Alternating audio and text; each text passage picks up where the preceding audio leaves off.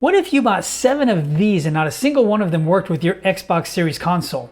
Would you like me to show you how not to do what I did and save you some time and money? I thought so. Let's dive into it. Hey, I'm Sam with Busy Dad Gaming. I help busy dads figure out what games to play on Xbox and PCs so they can relax and go back to their families recharged. When the pandemic first started, many of us were asked to work from home, and so a little corner of my living room then became my office. Now at the time I had a Dell G5 laptop, and working off just a laptop screen for what I do made things a little difficult, so what does one do? Of course you go buy more monitors, because that's what you do. I didn't really think too much about what I needed in a monitor, I just went purely off price. So I had those 2 monitors, they were both 19 inches, they were both 1080p at I believe 60 hertz. What does one do when you want more monitors or you want bigger monitors? Well, of course you just go buy more monitors. Yeah, so I got a couple new monitors that were bigger, but I didn't really know too much about monitors, so it was kind of like buying things in the dark. Now, those newer monitors, or bigger monitors I should say, ended up being 1080p at 75 hertz, and that did work for a bit, but then the next gen consoles were announced, and yeah, the monitors and even my TV at the time just wasn't going to cut it. So, what does one do when you don't have what you need or what you want? There's just nothing like making the same mistake multiple times, is there? So to actually make sure I could take advantage of the new generation, I had to do some actual research to understand how TVs and monitors actually work. Not like the actual engineering pieces of it, but a lot of what the terms meant, how that worked with the consoles or a GPU in the PC space. You had to understand what your requirements were and then work backwards of what kind of technology is going to make the most sense for what you're actually wanting. Now, to help you avoid these same mistakes, let alone multiple times in my case, let's go ahead and take a look at not only the technology behind some of these things and some of the terms and the phrasing that you're going to need, but also some of the products that you're going to want to take a look at. They're going to make the most sense, whether it's for a monitor or a TV, and get you pointed in the right direction. Now there's going to be some requirements that you're going to want to keep in mind when it comes to the Series X and S, and that gets into HDMI 2.1, which is what's required to hit 4K at 120 frames per second with HDR. And HDR is basically just color saturation and your brightness. High refresh rates are measured in hertz, which is Hz. So if you're thinking of 60 frames per second, that's the same thing as 60 hertz. So those two are the same thing. Notice I'm not saying resolution, and the reason being is because TVs, the resolution matters more than in a monitor in this particular case. So for example, a 4K TV, you're typically going to be sitting further away from it than you will be a monitor. So the resolution will be determining based on how far away from the screen you're actually sitting. Another big requirement that you're going to want to look at, whether it's a TV or a monitor, is what kind of environment are you going to be sitting in? Is it going to be very brightly lit? Or is it a very dark room? Is it a bedroom? Does it get a lot of natural light?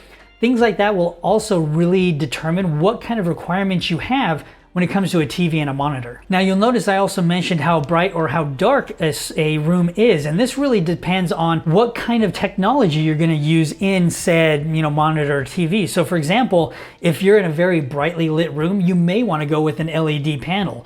Whereas if it's a very dark room, you may want to go with an OLED panel because it can get much darker blacks.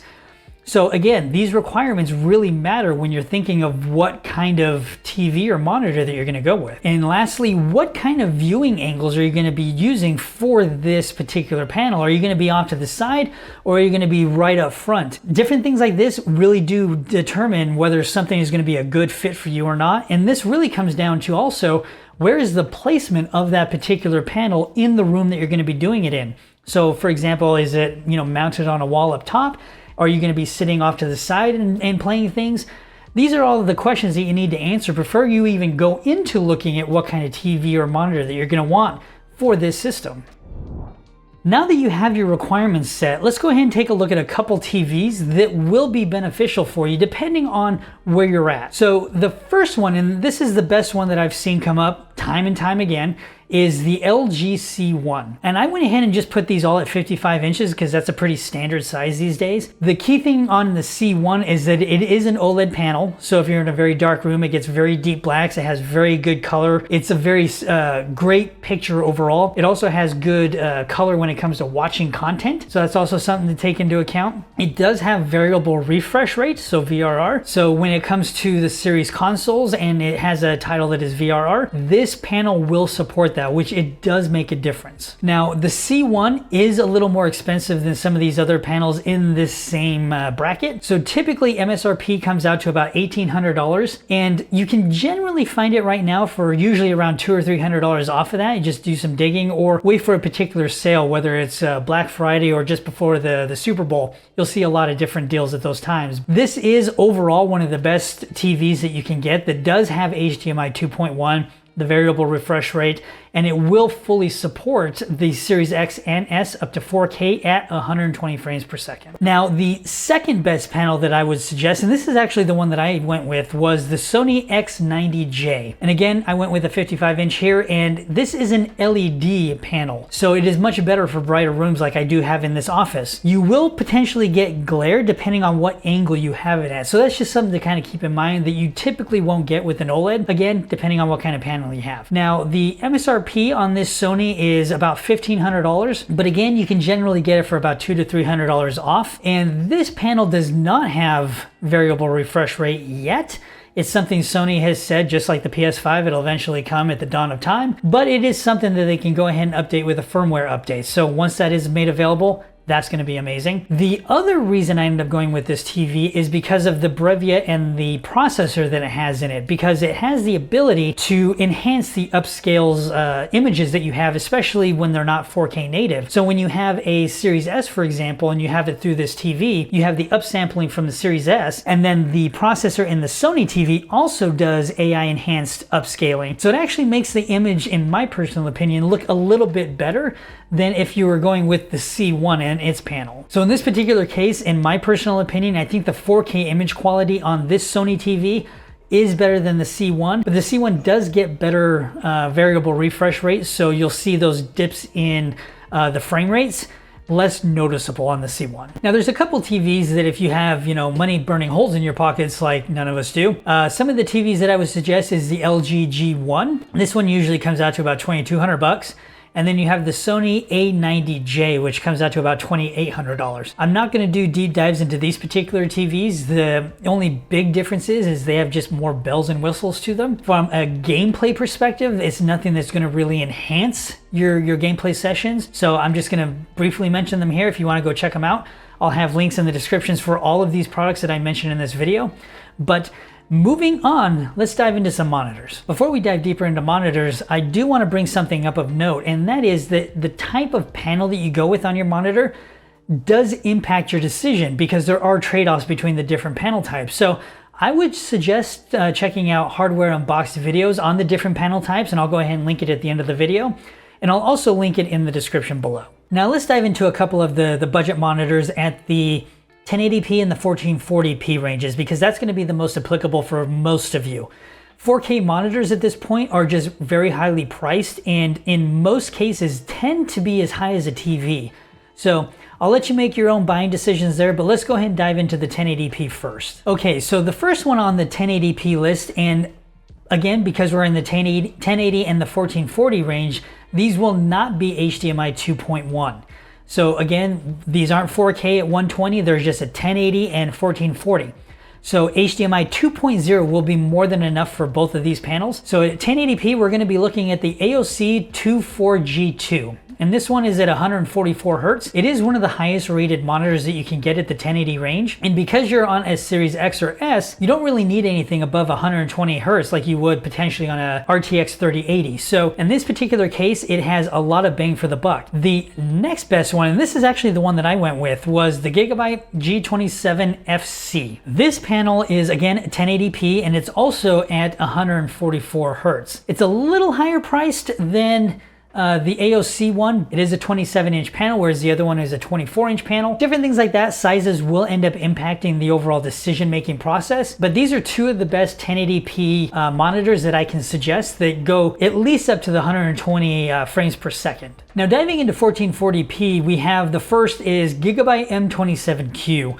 And this one typically retails for 320 bucks. Usually you can find it on discount, but this is a 27-inch panel. I personally end up using, and I actually use it for my 3080 for the most part. I didn't need a 4K monitor, you know, a foot away from my face. So in this particular case, I love this particular screen. It's super smooth. It also has a switch on the back, so you can go ahead and switch between the different ports, because it does have multiple HDMI ports on it. So if you want to plug in more than one thing, so for example, if you want to do a Series X and an S for some reason, you can do it from or through this particular monitor. Next up, we have the AOC CQ27G2. And this one is at 144 Hertz and typically runs about 300 bucks. Again, you can usually find it for cheaper. But this is also a 27-inch panel. It does get a lot of great reviews. And I haven't personally tried this one out, but I would check it again at Hardware Unboxed. They do a lot of monitor reviews. Same one for this next one, which is the Dell S2721DGF. That's a mouthful. This one that goes up to 165 Hertz, usually about 400 bucks, but you can, again, usually find it on discount. From what I understand, this is actually the one that I almost bought instead of the Gigabyte one. So in this particular case, I went with the Gigabyte over the Dell. But the Dell does have really good response times. Now we're gonna dive into the best non-budget monitors. Now, a caveat for the 4K monitor market is that it is expensive. And in most cases, it's as expensive as a 4K TV at a much bigger size. So another caveat to this is I would actually deter you from getting a 4K monitor. And the reason being is because the screen size in relation to where you're sitting, you won't really notice the difference between 1440p and 4K. I personally couldn't, but that's just me. Now for 4K to truly be relevant on a monitor for you, you're gonna be at least 2 feet away from a 27-inch screen. So that's, you know, just best practice. You may be able to tell the difference. I personally couldn't, but that's just a general framework from which to stand from when it comes to looking at 4K monitors. So starting with 4K monitors that do at least do 120 Hertz. So the first one is the Gigabyte M28U. And this is actually the cheapest that I could find from this particular perspective, and that came out to about 600 bucks. And I couldn't really find any discounts on it. It's a relatively new model, so keep that in mind, but it is a relatively decent price point. The second one is a Gigabyte Aorus FV43U. And this one typically comes out to about $1,000. I haven't, again, found this one on discount too often, but that is the MSRP. And then lastly, you have an LG 27GN950. And this one is a pricey one. You're looking at anywhere between $1,000 and $1,800. This one has been really affected by the chip shortage. Again, something to keep in mind. Now, this last one is truly if you have money burning a hole in your pocket, and that is the Samsung Odyssey G9. This is one of the highest rated gaming monitors that you can personally buy. It's 4K. You can go up to 120 Hertz easily for the Series X and S. This thing retails for $2,200 as soon as you pick your jaw up off the ground on that one. But I'll go ahead and let you know what I ended up going with that ended up working best for me. Now for a TV, I went with the Sony X90J, and this one comes with 4K, it has HDR, it has 120 refresh rates. Again, I'm not in a super dark room, so I chose to go with an LED. I also went with a 55-inch because a 65-inch ended up pretty much taking up an entire wall, so that was not the most efficient use. Sony hasn't, again, released a firmware update for variable refresh rate, so I'm still kind of waiting for that. But again, like the PS5, it's probably going to end up coming out in relation to each other. But for me personally, the image quality on this TV is better than the C1 just because of that 4K image processor that it has. But again, that's just my own personal opinion. Now for monitors, I went with multiple options here. I didn't go with just one single one for all three of them. So the first one is I went with the Gigabyte M27Q, as I mentioned. This is a 27-inch panel that is 1440p at 170 Hertz. And that is the one that I directly typically have either the Series X or my RTX 3080 plugged into. In this particular case, I'm usually about 12 to 18 inches away from this screen. So for me personally, I wouldn't notice the difference between 1440 and 4K. So that's why I went with this lower option to get the higher refresh rate. The second monitor I ended up getting is also a Gigabyte, and this one is a G27F. And the reason I went with this one is because originally I had, I think it was an LG, and it was just a 1080p monitor that was a 75 hertz monitor.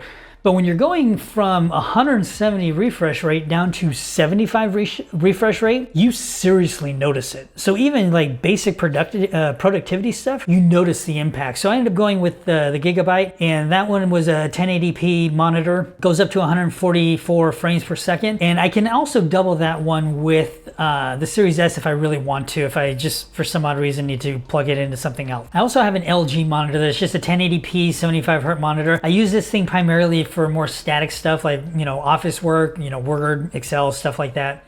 But those are the three different monitors that I have that each one serves a particular purpose and was bought for a particular reason, as well as the TV itself. Now, coming at this from a dad's perspective, not many of us can go and buy all these different things, let alone buy the console itself. So if you're going to go with an Xbox Series X or S, this is an upgrade path for you, whether it's a monitor or a TV. Obviously, you're gonna wanna get the most out of your Xbox Series console, but let's be candid.